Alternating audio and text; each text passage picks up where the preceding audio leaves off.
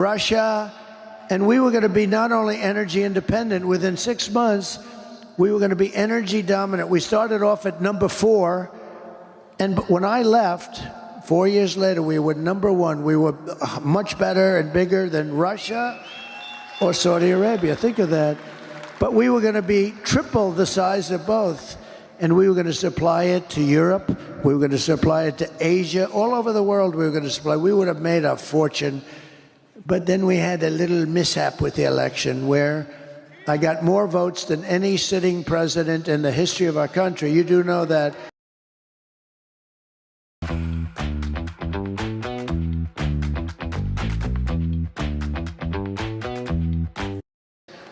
People had no interest in this guy, but he got more votes than anybody in the history of the United States of America.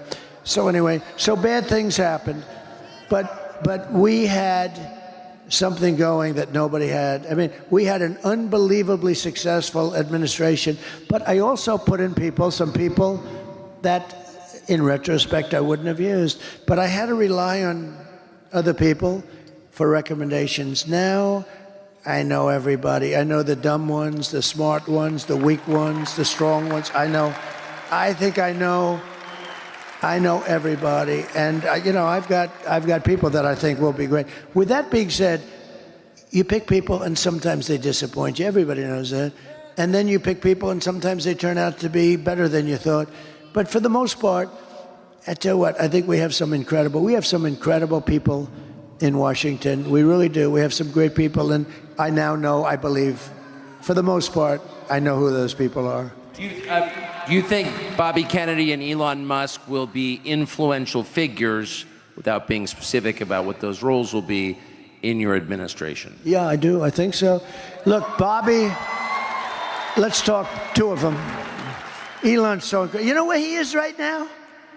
He's in Pennsylvania campaigning for me. Elon. That rocket ship, right? No, it's so great. He docked that big monster, 22 stories. I thought the sucker was going to be, you know, it's a very crazy story. I mean, I saw it coming in on television. I was talking to I told the story tonight, but I thought it was a very, you know, I'm talking to this very important guy, not as important as Tucker, but important, a big shot. Somebody everybody would know. Talking to him, I'm bored, stiff. He's a boring guy. Oh, who is he? So anyway, no, I'm talking to this very big shot, important guy, and I have the television muted, this thing's going on, you know, the whole thing was really boring. Then I see this monster thing coming down. I see fire all over, fire, left, right, and I'm looking, I'm saying, hey, could you hold it a minute? Yeah, sure. I said, yeah, I just want to see something. I put the phone down. I sort of forgot, and I didn't pick him up for like 50 minutes, and 5-0. And you know what? Because of the fact that I was president, and I very well might be president again, he held on the whole time. Can you believe it? But it's true. I pick the phone up, I say, oh shit, the phone, hello? Hello? He goes, hello? The poor guy. But I had to see this. And I turn it on, I see now you have to understand, it left, I saw it leave, and it was beautiful white paint. Now it's coming down, and it's just dark brown. You know, it's coming down at 10,000 miles an hour or something. I think it's 10,000. It's coming down at levels of speed that nobody ever even conceived of. And it's all burned and it's rough, but it's coming, and now it's turned around. It turns around, and you have the gantry, the big, beautiful gantry, and it's coming, and it's going to, I said, oh, it's going to crash, because you see at that bottom, this section right here, that sucker's, oh, I'm going, come on, baby, come on. And I didn't know, actually, if I'm watching a science fiction movie or am I watching the news. I didn't know what the hell I'm watching. But I see this thing coming down, and all of a sudden it's going into the steel, the big steel gantry up here. The thing's like 20 stories tall too. It's going to crash. I said, oh shit, it's going to crash. Coming down. and the lower section, right, it's coming right, it's ready, and then all of a sudden, whoa, fire, flames come pouring out of the lower section, it's jets, and they're pushing it over right here, and then it comes down, and I'm saying, I mean, is that the coolest thing you've ever seen, right? Is that the coolest? If you don't think I want a guy like that working for us, so, you know, we've got to cherish our brilliant people. They don't treat him right. We've got to cherish our brilliant people because we don't have too many of them. Nobody does. Nobody does. So, Elon, talk Elon first. Elon wants to, by the way, I'm having a great time up here. Are you having a good time? This guy. Is he the greatest interviewer? He asked me one little question. I talked for 20 minutes, and they're going to say he's better than Larry King at his prime, right? It's an easy job. Is that the greatest? you're an easy interview. He is great at what he does. There's few like him, I will tell you that. So with Elon, here's a theory, and he's right, that there's unbelievable waste and fraud. Like, I saved much more than $1 billion when I came into the White House in one day when I said I'm not going to pay that much to Boeing for Air Force One. And they ended up taking much more than $1 billion off the price. It took about a couple of weeks, you know, saying I'm not buying it. No, I don't want it. But there's a plane that you're saving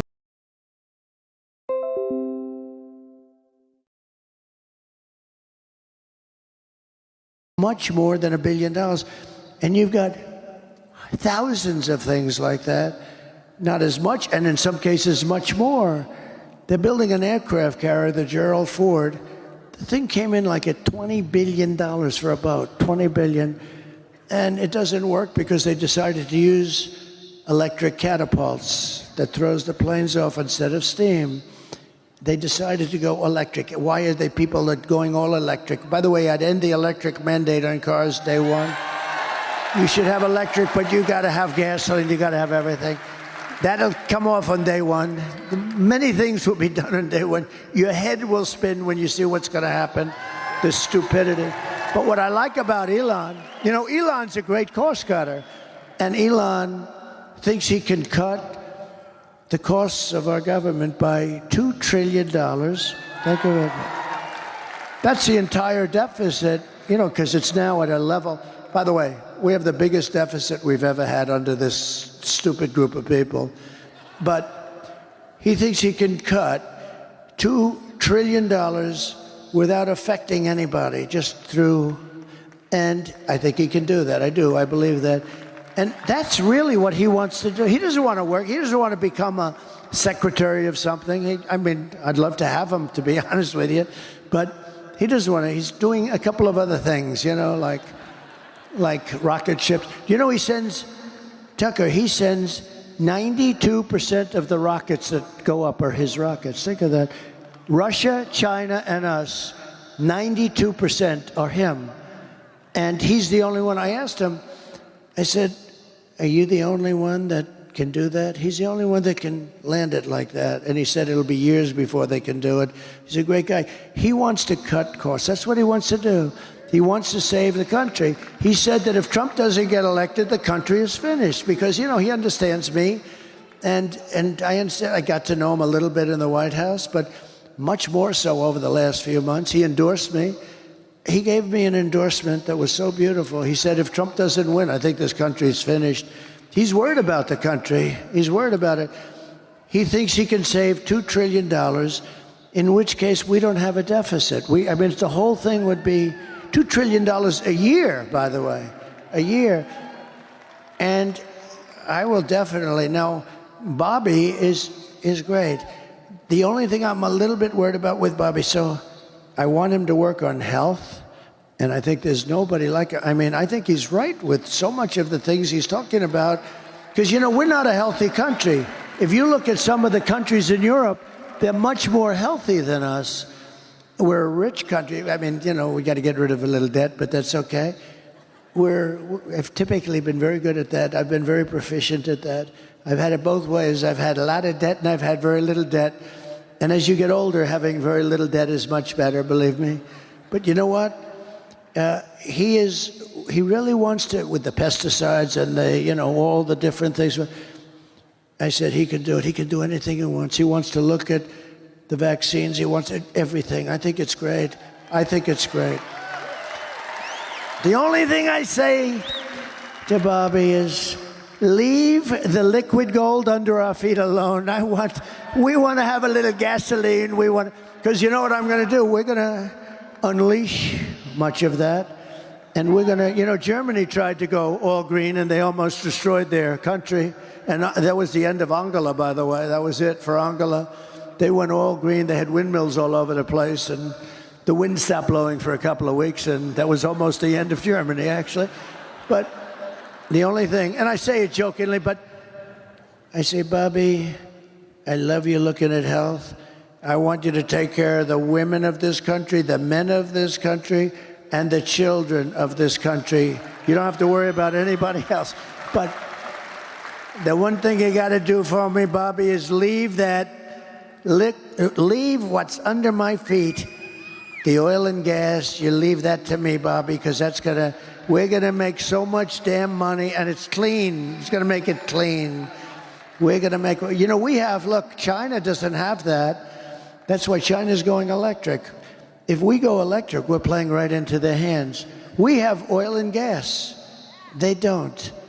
They have things for making the batteries and other things. They're going to make the electric cars. We're not going to be making the electric cars. The problem with the electric cars, and I think they're great in a smaller application, they don't go far, they cost too much, and they're going to be made in China. 3 minor problems, okay? But if you listen to this government, they want to make army tanks electric because they want to invade countries with their army tanks in a very friendly way from the pollution standpoint. The whole thing. You know what you have to do? The batteries are so big, they have a design where the army tank is going in and they have like a wagon, like a child's wagon with these massive batteries. We're going to have these green wars? These people are crazy. No, they want trucks to be all electric. The problem is they don't go far. That's a problem. You know what else is a problem? So the trucking industry comes to see me because they think I'm going to win. And they come in to see me. And these guys come in, and they're great guys. They've been in like Roger Penske. How good is Roger Penske? The guy's won, but he's in the trucking business too. He's won like 19 Indianapolis 5. Think of how good this guy is. El 90% de las preocupaciones de cada ser humano se deben a una sola cosa, el dinero. Y es normal, ya que necesitamos dinero para comer, vestirnos, descansar y vivir una vida que realmente valga la pena. El problema es... I said he deserves it. After the 19th, I said he deserves it. But the truckers came in to see me. They say, sir, they want us to go all electric and it'll destroy the industry. Why? Because a truck is 2.5 times heavier if it's run by a battery. I said, that's not good. I don't like that. What does that do to the bridge? He said, how did you pick it up so fast, sir? Every bridge in the United States would have to be rebuilt. Every roadway would have, because they're not set for that kind of weight. Little problem. They don't go far, right? They only go. I said, how many times would you, New York to LA, how many times would you have to stop? 6 times, sir, 6. How many times would you have to stop if you loaded up with diesel fuel?